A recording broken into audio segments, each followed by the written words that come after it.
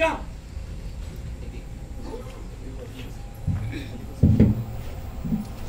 या ठिकाणी सातबाराचे वाटप करणार आहोत.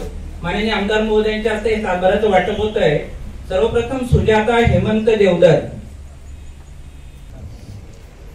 मॅडम या साईडला माझ्याकडे समोर smile. Okay thank you. Tukaram Shette. Madan Tukaram Shette. मध्ये अंकिता सुरेंद्र महाडिक. माझ्याकडे समोर स्माइल. अंकिता सुरेंद्र महाडिक. मॅडम इकडे समोर असे क्रॉस समोर. ओके ते समोर स्माइल. महाराष्ट्र शासन कृषी विभाग. कृषी विभागाच्या वेगवेगळ्या योजना महाराष्ट्र शासन मार्फत राबवल्या जात आहेत.